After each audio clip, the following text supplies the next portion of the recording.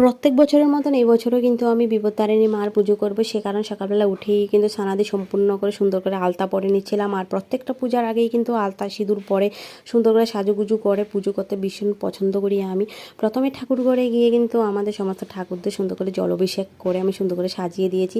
আর আজকে গোপালকে নতুন একটা ড্রেস পরিয়েছিলাম, সে কারণে গোপালের দর্শন করিয়ে দিলাম। আর ওইদিকে আমার বাবাকেও জলাভিষেক করে সুন্দর করে সাজিয়ে গুজিয়ে রেডি করে রেখেছি।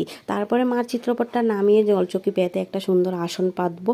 এখানে আমি 13 রকমের ফুল নিয়ে নিয়েছি। আর আষাঢ় মাসে 2টা তিথিতেই নাকি মা বিপত্তারিণীকে 13 রকমের সব কিছু অর্পণ করলে খুব খুশি হন মা।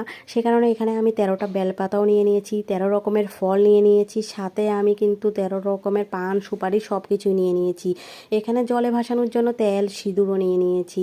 আর জানেন তো, একটা কথা না বললেই না হয়, প্রত্যেক বছরে কিন্তু বিপত্তারিণী পুজোর আগে আমি খুব টেনশনের মধ্যে থাকি এবং মনে মনে মাকে একটা কথাই বলি যে আমি যেন সব কিছু সুন্দর করে সংগ্রহ করতে পারি, মানে 13 রকমের সব কিছু।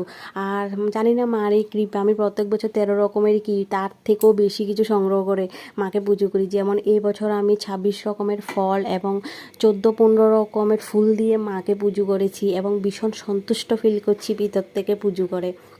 পুজো টুজো করার পরে পাঁচালি পরে আমি কিন্তু এখন একটু ভিডিও নিচ্ছিলাম। আর আপনারা তো জানেন এই ভগবানের সাথে ফটো তুলতে এবং ভিডিও করতে আমার ভীষণ পছন্দ একটা জিনিস, যে ঠাকুরের ফটো তুলবো।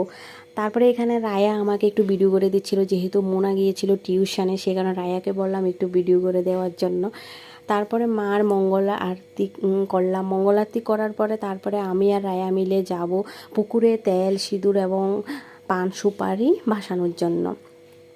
তো এখানে আমরা মা মেয়ে চললাম পান সুপারি এবং তেল সিঁদুর ভাসাতে যাব মা বিপত্তারিণীর নামে।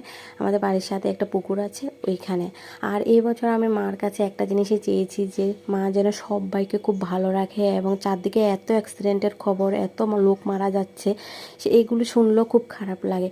তো মা যেন সবাইকে সব বিপদ থেকে রক্ষা করেন। আর এখানে এসে এবার আমি একটু হনুমান চালিসা পাঠ করে নেব, যেহেতু আজকে ছিল মঙ্গলবার। তারপরে মার নামে লাল ধাগা পরে নিয়েছি সবাই। তারপর প্রসাদ খেয়ে এবছরের মতন আমি পুজো কমপ্লিট করলাম।